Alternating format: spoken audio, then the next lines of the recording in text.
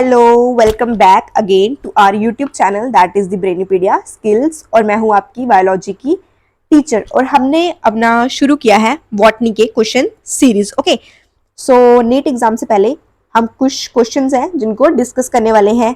कुछ पीवाईक्यूज हैं, शायद हो सकता है कि तुम्हें उससे कुछ आइडिया मिले या तुम्हारी हेल्प रहे इस बार पेपर में।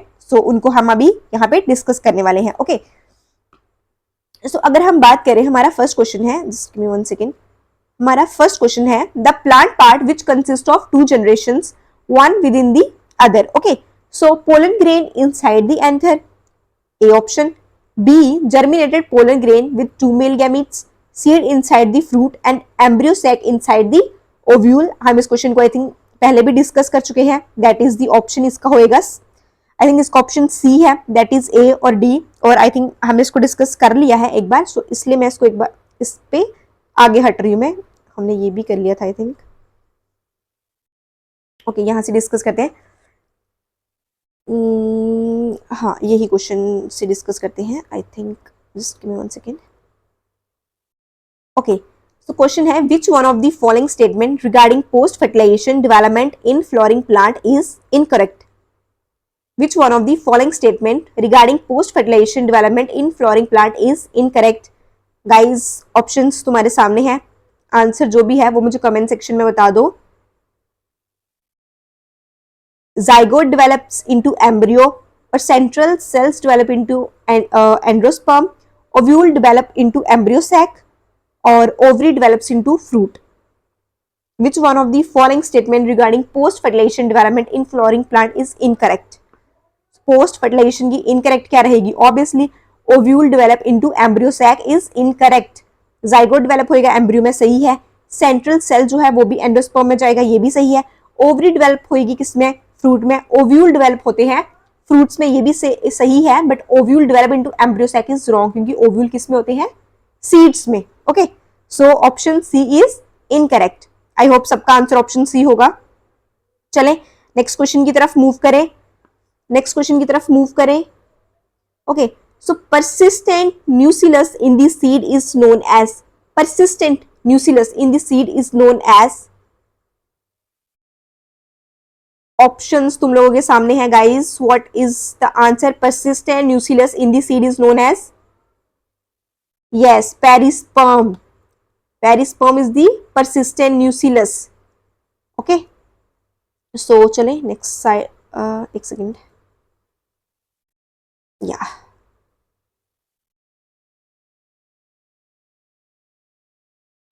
Okay, so functional megaspore in an angiosperm develops into, third question, functional megaspore in an angiosperm develops into endosperm, embryo sac, embryo या फिर ovule.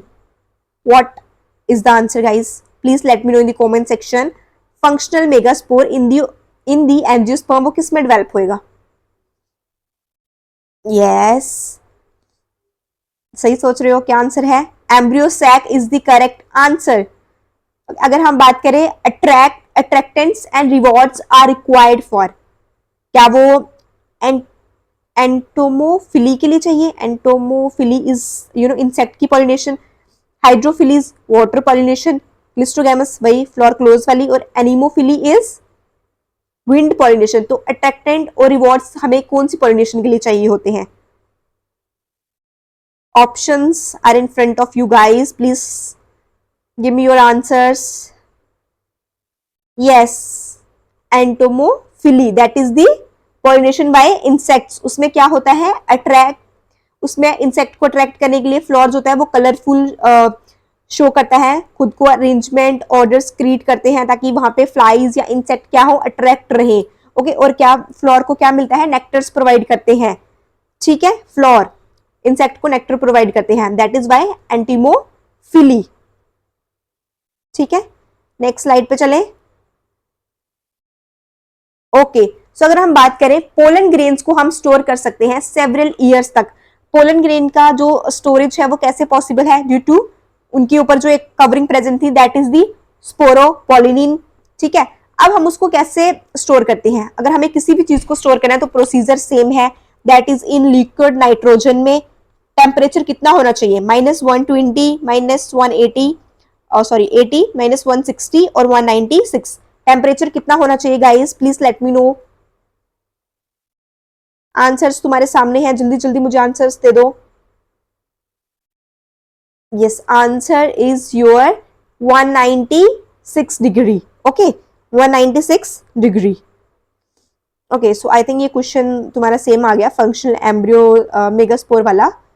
इसको हम स्किप कर रहे हैं। We are moving toward our next question, that is the double fertilization is exhibited by double fertilization is exhibited by algae, fungi, angiosperm और gymnosperm। Double fertilisation कौन show करता है इन चारों में से? क्या एल्गी डबल फर्टिलाइजेशन शो करती है? क्या फंजाई शो करती है? क्या एंजियोस्पर्म डबल फर्टिलाइजेशन शो करते हैं? या जिम्नोस्पर्म डबल फर्टिलाइजेशन शो करते हैं? कौन है जो डबल फर्टिलाइजेशन को शो कर रहा है? डबल फर्टिलाइजेशन एक यूनिक फीचर है जो सब सिर्फ किस में मिलता है? एंजियोस्पर्म्स में। डबल फर्टिलाइजेशन क्या है? एक यूनिक फीचर है जो सिर्फ और सिर्फ हमें एंजियोस्पर्म में देखने को मिलता है। ओके ओके, चले नेक्स्ट स्लाइड।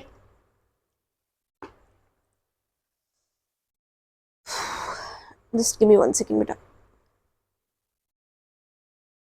ओके, तो हमारा नेक्स्ट क्वेश्चन है, flower which have single ovule in the ovary and are packed into inflorescence are usually pollinated by bee से, विंड से, बैट से या फिर वाटर से।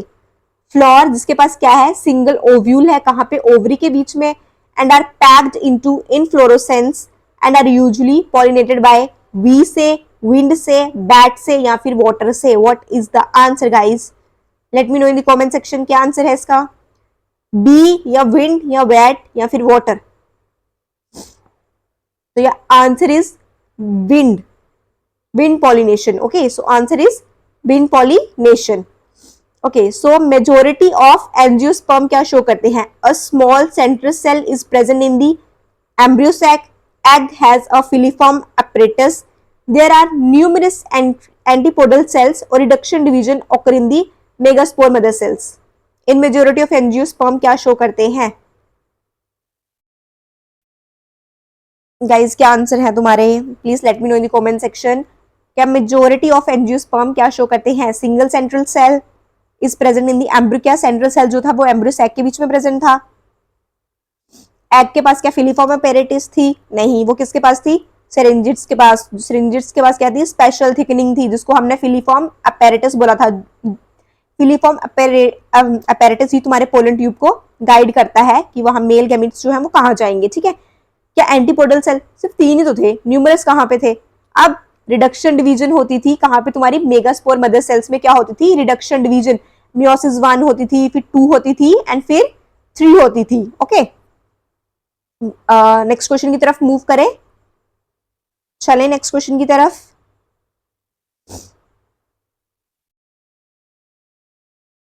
ये क्या हो गया?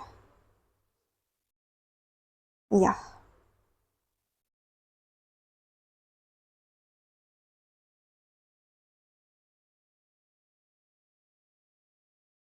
ओके, सो क्वेश्चन है pollination in water hyacinth and water lily is brought about by the agency of. जो वाटर हयांत जो वाटर में रहते थे और वाटर लिली जो कि वाटर के सरफेस के ऊपर प्रेजेंट थे, फ्लोर, उनमें पॉलिनेशन कैसे होती थी? बैट्स की हेल्प से, वाटर की हेल्प से, इंसेक्ट और विंड की वजह से या फिर वर्ड की वजह से? वाटर हयांत में और वाटर लिली में पॉलिनेशन कैसे होती थी? So the answer is option C, तुम्हारे इंसेक्ट की और विंड की वजह से होती थी।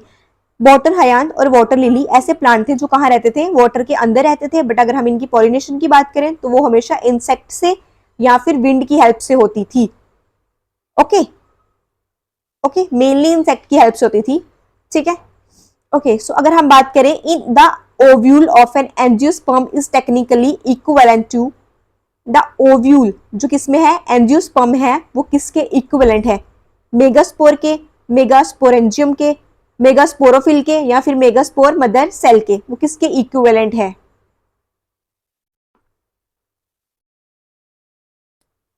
Guys, give me your answer in the comment section. The ovule of an angiosperm is technically equivalent to megasporangium. Ovule जो था वो किसके बराबर था? That is the megasporangium. Megaspores के नहीं था, मेगास्पोरोफिल के नहीं था और मेगास्पोर मदर सेल्स के नहीं था. That is the megasporangium. ठीक है, यहां तक क्लियर हुआ? नेक्स्ट स्लाइड पे चलें. ओके ओके, सो हमारा नेक्स्ट क्वेश्चन क्या है? Which one of the following statement is not true? कौन सी स्टेटमेंट है जो ट्रू नहीं है? Stored pollen grain in liquid nitrogen में can be used in the crop breeding programme में यूज करते हैं. जो पोलन ग्रेन होते हैं वो कहाँ स्टोर किए जाते हैं? लिक्विड नाइट्रोजन में. उसको हम यूज कर सकते हैं क्रॉप ब्रीडिंग प्रोग्राम में. Tapetum help in the dehiscence of anther. Exine of pollen grain वो किससे बनी है? स्पोरोपोलिनिन से. और पोलन ग्रेन जो है जितनी भी स्पीशीज के हैं वो क्या कॉज करते हैं? एलर्जीज कॉज करते हैं. एलर्जी वाली बिल्कुल सही है क्योंकि पोलन ग्रेन कॉज करते हैं एलर्जी. इनके बारे में हमने पढ़ा है. एक्साइन जो है वो भी स्पोरोपोलिनिन से बनी है. तो सिर्फ फर्स्ट और सेकंड में डाउट है, जल्दी जल्दी बता दो. स्टोर करते हैं हम पोलन ग्रेन को लिक्विड नाइट्रोजन में ताकि हम उनको यूज कर सके क्रॉप ब्रीडिंग प्रोग्राम में. बट टेपिटम कभी भी हेल्प नहीं करती तुम्हारे डेहिसेंस में एंथर्स की. ये हमेशा न्यूट्रिशन प्रोवाइड करती है. जो भी डेवलपिंग तुम्हारे अंदर स्ट्रक्चर्स होते हैं ये उनको हमेशा न्यूट्रिशन प्रोवाइड करती है पोलन ग्रेन्स को. ओके, कभी भी डेहिसेंस में हेल्प नहीं करती. ठीक है, सो हमारा लास्ट क्वेश्चन आज के इस वीडियो का, that is the filiform apparatus is characteristics feature of. Filiform apparatus किसका कैरेक्टरिस्टिक्स फीचर है? एलिरोन सेल का, सिरिंजिड्स का, जनरेटिव सेल का और न्यूसिलर एम्ब्रियो का. फिलीफॉर्म अपैरेटस किसका कैरेक्टरिस्टिक्स फीचर है? सिरिंजिड्स का. Okay, synergid is the correct answer. चलो ठीक है, यहां तक के लिए.